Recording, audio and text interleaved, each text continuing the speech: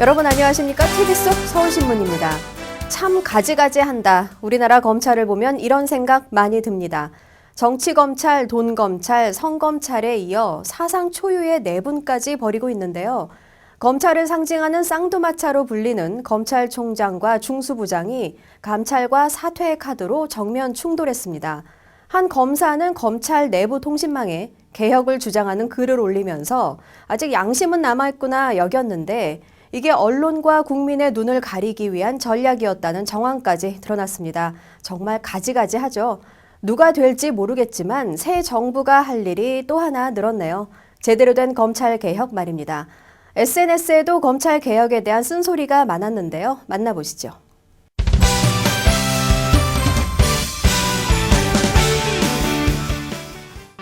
안녕하십니까. SNS에 나타난 목소리를 통해 한 주일 동안 뉴스의 흐름을 짚어보는 톡톡 SNS입니다. 이번 주에는 대선과 검찰 관련 뉴스가 주요 이슈가 됐습니다. 본격적인 대선 레이스가 시작되면서 SNS도 뜨겁게 달아올랐습니다. 안철수 전 후보는 사퇴 이후에도 여전히 뉴스의 중심에 서 있는데요. 특히 문재인 후보 선거 지원에 대해 뚜렷하게 언급하지 않으면서 다양한 목소리가 나왔습니다. 안철수의 역할은 아직 끝나지 않았다. 본인이 후보가 된 것보다 더 열심히 문재인을 당선시켜야 한다. 많은 국민을 애타게 하고 불안하게 하는 안철수의 시간 끌기는 중지돼야 한다. 이제 본인의 소신과 철학으로 국민 앞에 다시 나서야 한다라는 등 결단을 촉구하는 목소리에 이어 안철수 지지자나 문재인 지지자나 불필요한 논쟁을 벌일 필요가 없다고 생각한다. 공동의 목표를 위해 상호 인내하자라는 등의 의견도 많았습니다. 26일 있었던 박근혜 후보의 단독 TV 토론에 대해서도 치열한 공방이 오갔습니다. 박근혜 단독 토론은 현 정권이 독재 정권과 다를 바 없다는 것을 상징적으로 보여주는 한편의 블랙 코미디다. 문재인과 안철수의 토론에서는 진심과 진정성이 느껴졌고 박근혜 원맨쇼에서는 가식이 느껴졌다는 혹평에 대해 시시콜콜한 것을 가지고 생트집을 잡고 물타기 하려고 한다는 등의 방어가 이어졌습니다. 검사들의 비리와 추문에 이어 검찰총장과 중수부장의 정면 충돌이 빚어지는 등 초유의 검찰 내분 사태가 발생하면서 분노의 목소리가 터져나왔습니다. 우선 성추문 검사에 대해 뇌물죄를 적용한 데 대해 검사는 성폭력을 저질러도 뇌물수수 혐의로 포장해주는 건가, 강압적 분위기 속에서 저지른 성폭력 사건일 뿐이라는 등 비난이 쏟아졌습니다. 또 검찰개혁을 촉구한 윤대혜 검사의 게시판 글이 여론호도용 꼼수였다는 사실이 밝혀지자 나라가 아니다. 망가뜨려도 어떻게 이 정도까지 망가뜨릴 수 있을까라는 등의 한탄이 이어졌고 검찰총장과 중수부장의 정면 충돌이 검찰 조직의 내분으로 이어지고 한상대 총장이 결국 사퇴하면서 검사들의 아나무인이 도를 넘어 간이 배 밖으로 나온 것 같다. 총장 사퇴만으로 끝날 문제가 아니다. 중수부장, 법무부 장관도 함께 사퇴해야 한다는 등 분노가 표출됐습니다. 나로 발사가 취소된 데 대해서도 다양한 목소리가 쏟아져 나왔습니다. 왜 그리 설치는지 꼼꼼하게 준비해서 발사해도 되는데 왜 자꾸 무리해서 발사하려는 건지 성공 후에 오는 이로움도 있겠지만 지금은 혈세 낭비라는 생각이 먼저 든다는 등의 부정적 목소리가 컸지만 15만여 개의 부품이 결합된 테크놀로지의 복합체가 두세 번 만에 성공하리라고 보는 게 오히려 무리일지도 모른다는 등 감싸는 의견도 있었습니다. 이 밖에도 박찬호 선수 은퇴, 수능 채점 결과 발표, 알펜시아 파산 초읽기 등이 SNS에 이슈가 됐습니다. 수출이 15개월 만에 최대치를 기록하고 경상수지도 9개월 연속 흑자를 기록했다고 하죠. 무척 반가운 소식인데요. 덕분에 서민들의 살림살이도 좀 폈으면 좋겠습니다. 톡톡 SNS에서 마칩니다. 안녕히 계십시오. 서울 용산구가 다문화 가정이 참여해서 다양한 요리 솜씨를 뽐내는 행사를 열었습니다. 필리핀, 모로코, 중국 등 5개 팀이 요리 경합을 벌였다는데요. 어떤 독특한 음식이 나왔을까요? 강병철 기자가 취재했습니다. 테이블 앞에 음식 재료를 두고 어떤 음식을 만들까 서로 논의하고 있습니다. 주어진 재료를 활용해 최대한 맛있는 음식을 만들기 위한 요리 경연대회입니다. 돼지고기를 먹지 않는 모로코 가정에겐 양고기와 닭고기가 준비됐습니다. 불고기하고 볶음밥하고 된장찌개가 다문화 가정이 참여해 다양한 요리로 솜씨를 뽐내는 서울 용산구의 도전 요리왕 행사가 27일 오후 다문화 가족 지원센터에서 열렸습니다. 이 행사는 결혼 이주 여성들이 센터 내 팔도광산 건강 먹거리 요리교실을 통해 습득한 실력을 바탕으로 한국 음식 문화에 대한 이해를 돕고 지역 주민과의 화합을 도모하기 위해 삼성 자산운용의 후원으로 마련됐습니다. 베트남 2팀과 모로코, 필리핀, 중국 출신의 결혼 이주 여성들로 구성된 4개 국가 5개 팀이 참가해 다양한 재료를 활용한 퓨전 음식으로 경연을 펼쳤습니다. 모로코는 음식 너무 잘 만들어하고 맛있습니다. 심사는 삼성 자산운용 임직원, 조리 전문가와 다문화 가정의 선호도를 합산해 이루어졌습니다. 맛이 아주 깊은 맛도 있고 음식의 특색도 잘 살려서 조리 방법이 참 좋게 잘한 것 같아요. 경연과 함께 현장에서는 소통을 위한 체험 행사도 열렸습니다.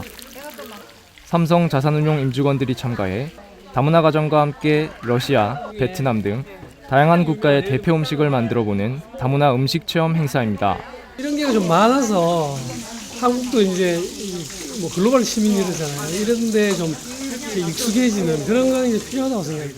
이번 행사가 국내 다문화 가정의 다양한 음식 문화를 널리 알리는 기회가 되길 기대합니다. 서울신문 강병철입니다. 우리 생활에서 유리는 매우 다양한 용도로 쓰입니다. 우리가 폭넓게 유리를 사용한 역사는 100여 년 정도라는데요. 유리의 탄생부터 발달과 활용까지 다양한 변화상을 보여주는 전시회가 열린다고 합니다. 성민수 PD가 찾았습니다. 값비싼 보석을 대체하기 위해 유리로 처음 만든 장신구와 화려한 색깔의 목걸이, 그리고 물고기 모양의 유리 조형물까지 유리 제품의 역사와 의미를 살펴보는 전시회가 열리고 있습니다. 지난 27일 서울 용산 국립중앙박물관에서 개막된 유리 3000년의 이야기, 지중해 서아시아의 고대 유리 특별전입니다.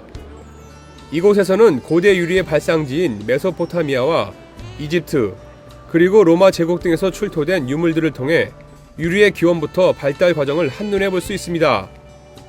이번 특별전에 출품된 유물 375점은 모두 히라야마 이쿠오 실크로드 미술관 소장품입니다. 인류가 유리를 처음 만들기 시작한 4000년 전부터 기원전 1세기 전까지 유리는 크게 3가지 기법으로 만들어졌습니다.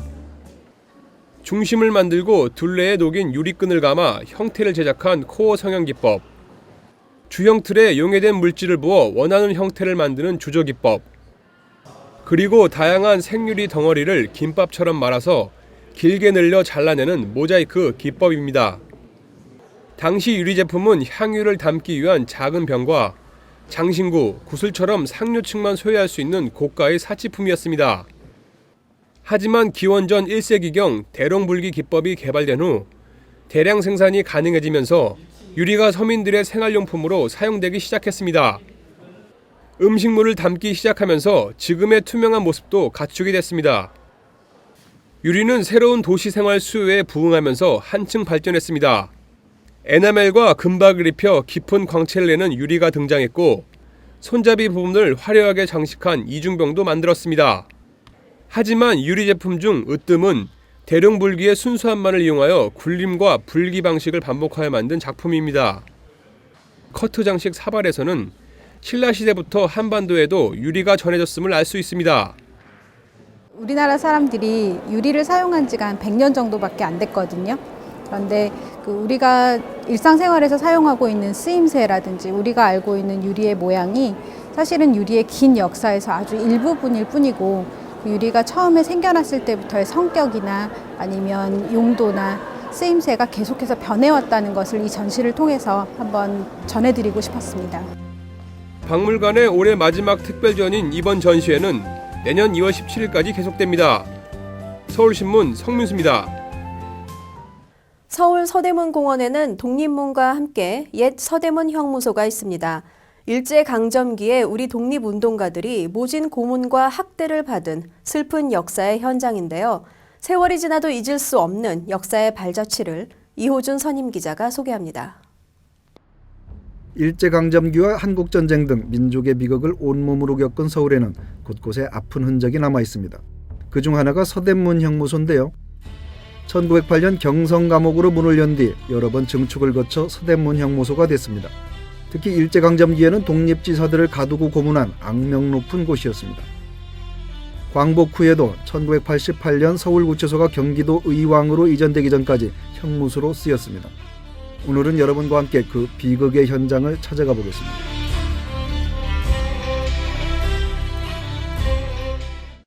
저는 지금 서대문 형무소 역사관 안에 들어와 있습니다. 제 뒤로 보이는 붉은 건물이 역사 전시관인데요. 우선 여러분을 이곳으로 안내하겠습니다.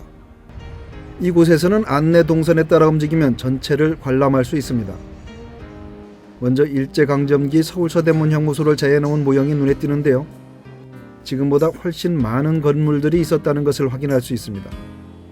사진 자료를 통해서 서대문 형무소의 변천 과정도 살펴볼 수 있습니다. 수감자를 감시하던 막노의자, 재소자들이 쓰던 고무신 등 각종 전시물도 눈길을 끕니다. 이것은 의병장의 칼과 호신용 지팡이입니다. 지팡이에는 칼이 숨겨져 있습니다. 이 용수는 수감자를 이송할 때 얼굴에 씌웠던 것입니다. 수감자에게 채웠던 족쇄와 요라는 형구는 지금도 가슴에 무겁게 와닿습니다. 민족저항실은 독립운동가의 수영기록표로 꾸며진 방입니다. 5천여 장의 수영기록표를 통해 이곳에 수감됐던 독립운동가들의 면면을 확인할 수 있습니다. 유관순 열사 등 이곳에서 순국한 독립운동가의 초상도 걸려 있습니다. 지금은 출입금지로 되어 있는 사형장의 지하, 시신수습실 모형도 볼 수 있습니다. 전시관 지하에 있는 고문실입니다. 그 유명한 물고문은 물론 꼬챙이를 손톱 밑으로 찔러 넣어 고통을 주던 손톱 찌르기 등 일제의 고문 수법은 잔인하고 다양했습니다. 상자 고문이라는 것도 있는데 상자 안쪽에 날카로운 못을 박아놓고 사람을 넣은 뒤 마구 흔들어 고통을 주는 것입니다. 벽관 고문은 좁은 공간에 사람을 가둬놓고 앉을 수도 움직일 수도 없도록 했던 고문입니다. 지하 독방도 있는데 취조 후 옥사로 보낼 때까지 가두던 곳입니다. 이번엔 중앙사로 들어가 봅니다. 옥사 전체를 감시하고 통제하기 위해 신축된 2층 건물입니다.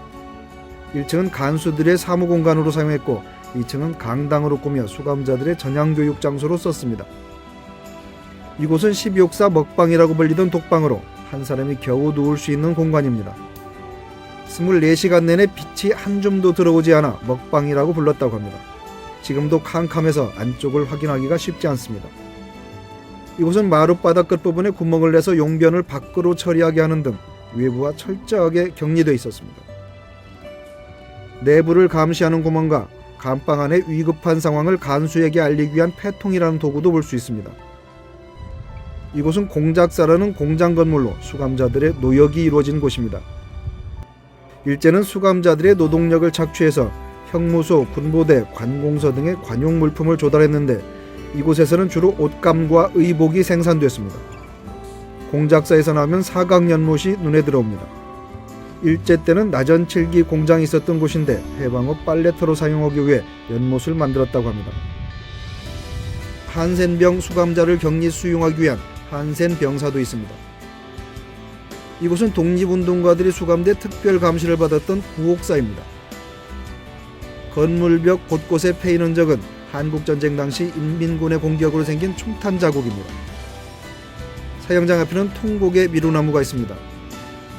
사형장으로 끌려가던 애국지사들이 이 나무를 붙잡고 원통함을 토해내며 통곡했다고 해서 붙은 이름입니다. 그때 통곡이 들려오는 것 같아서 발걸음이 떨어지지 않습니다. 이곳이 사형장입니다. 1923년에 지어진 목조 건물인데 5m 높이의 담장으로 둘러싸여 외부와 철저히 격리되어 있습니다. 내부에는 교수형을 집행하기 위한 마루판과 교수줄, 마루판을 내리는 네버 장치들이 있고 마루판 아래에 시신수습실이 있는데 촬영이 금지되어 있습니다. 사형 집행 후 그 사실을 은폐해야 할 경우 시신을 외부로 몰래 반출하기 위해 만들어 놓은 시구문도 보입니다. 그 밖에도 수감자들이 운동할 때 대화하는 것을 막기 위한 격벽장, 수감자들을 감시하던 막루, 여성 독립운동가들을 수감했던 여성옥사 등을 볼 수 있습니다. 여성옥사는 유관순 열사가 순국한 곳입니다. 오늘은 애국지사들이 갇히고 고문당하고 쓰러져간 비극의 현장, 서대문 형무소를 함께 둘러봤습니다. 서울신문 이우준입니다. 창동역 지역 개발을 두고 서울 노원구청장과 도봉구청장이 머리를 맞댔습니다. 환승주차장, 차량기지, 도봉면허시험장 등 부지 활용을 두고 두 자치구가 지역과 주민들에게 꼭 필요한 개발 청사진을 찾고 있다는데요. 강국진 기자가 두 구청장을 만났습니다. 지역개발이나 공공기관 이전을 둘러싸고 자치단체끼리 험악한 신경전이 벌어지는 게 드물지 않은 것이 우리의 현실입니다. 이런 속에서 상생하는 지역 발전을 모색하기 위해 단체장들이 머리를 맞댄 곳이 있습니다. 이동진 도봉구청장과 김성환 노원구청장이 21일 노원구 청사에서 자리를 함께 했습니다. 이들은 청사 옥상에 올라 도봉구 창동역 환승주차장, 노원구 창동 차량기지와 도봉 면허시험장을 둘러보며 어떻게 지역 발전을 도모할 것인지 대화를 나눴습니다.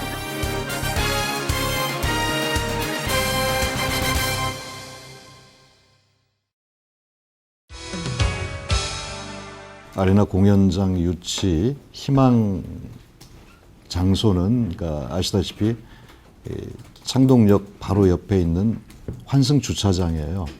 창동역이 종점이었을 때는 그 주변에 환승을 위해서 주변 주민들이 차를 타고 와서 거기서 환승하는 게 의미가 있었지만 이미 지하철 노선이 다 연장되어 있고 연결이 되어 있는 이 상황에서는 환승의 개념을 상실했다고 보는 거죠.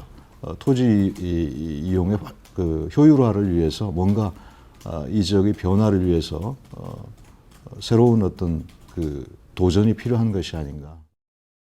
노원 구민들은 거의 20년 전부터 도봉면허시험장과 창동 차량기지를 이전해 줄 것을 요청해 왔죠. 그러니까 노원으로 보면 가장 큰 수건이 이제 이제사 본궤도에 올라가게 되는 거죠. 도봉의 아레나 공연장과 그 노원구의 창동 차량기지 등이 복합 개발되는 것은 굉장히 의미 있는 지역의 수건을 해결하는 것이다 이렇게 생각합니다. 도봉구와 노원구 주민들에겐 창동이란 이름을 공유하는 환승주차장, 차량기지, 면허시험장 개발이 오랜 수건이었습니다. 최근 변화 흐름이 감지되고 있습니다. 차량기지 이전이 확정되고 개발 승인이 떨어지면서 노원구로서는 대규모 상업지구 건설에 박차를 가할 수 있게 됐습니다. 창동 차량기지는 주로 업무시설 중심으로 발전을 하고 또 거기 이제 부분적인 부대시설들이 붙을 거고요. 그리고 창동의 아레나 공연장이 만들어지면 전체적으로 이 노원역과 창동역을 중심으로 하는 이 두 지역이 서울 동북 지역의 업무 문화 중심이 되면서 지역의 일자리나 문화적인 수준이나 이 주거와 일자리의 조화나 이런 차원에서 지역이 비약적으로 성장하는데 저는 크게 상호 시너지를 갖게 될 것이다 이렇게 생각합니다. 도봉구도 지난해부터 환승 주차장에 대규모 아레나 공연장을 건립하기 위한 준비를 착착 진행하고 있습니다. 영국의 게이츠헤드라고 하는 자그마한 도시에 이 아레나 공연장이 건립이 됐는데 2004년에 개장을 했습니다. 이게 폐광 도시예요. 그러니까 뭐 태백 같은 그런 폐광 도시였는데 실업률이 뭐 15%인가 그렇게 됐다고 그래요. 그런데 아레나 공연장이 2004년에 개장하고 나서 직간접적인 일자리가 37,000개가 만들어졌다고 그러고 연간 100만 명의 이 방문객이 생겼다고 그래요. 그래서 대학 졸업 그 지역에서 대학을 졸업하고 다시 그 지역에 정착해서 사는 정착률이 46%라고 합니다.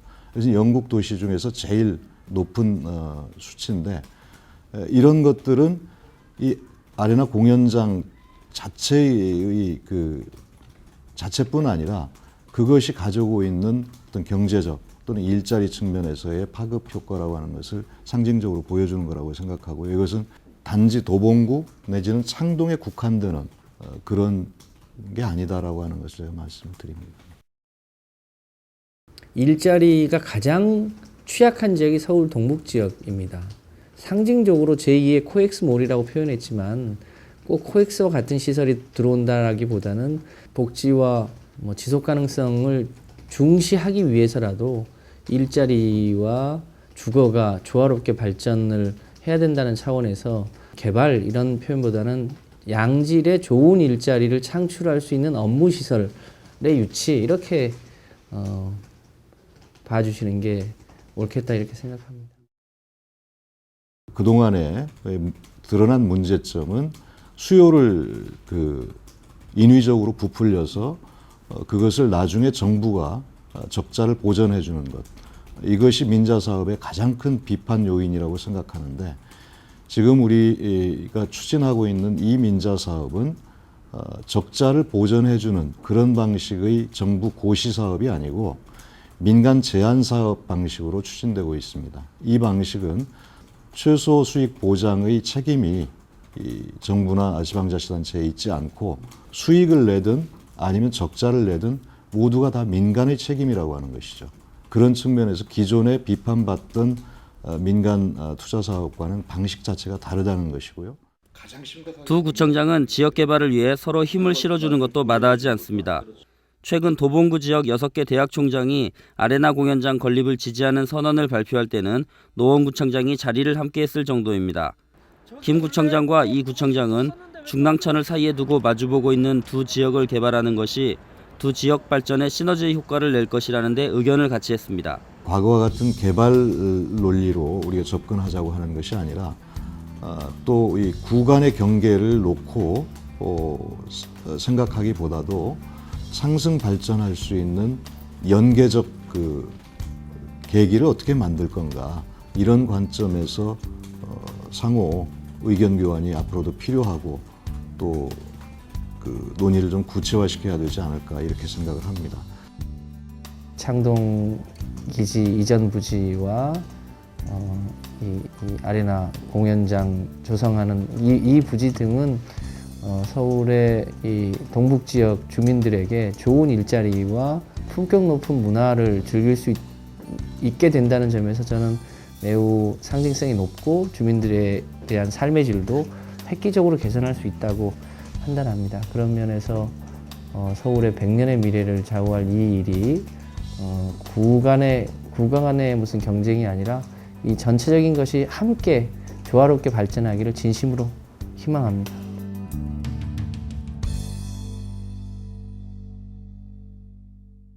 대표적인 연말연시 이웃돕기 운동인 사랑의 열매 모금 활동이 시작됐습니다. 불황이지만 목표 금액을 지난해보다 조금 높은 2,670억 원으로 잡았는데요. 전화나 신용카드 포인트, 온라인 송금 등으로 기부에 참여할 수 있다고 합니다. 작지만 따뜻한 마음 나눌 수 있었으면 좋겠습니다. 오늘 TV 속 서울신문은 여기까지입니다. 저희는 다음 주 이 시간에 다시 찾아뵙겠습니다. 안녕히 계십시오.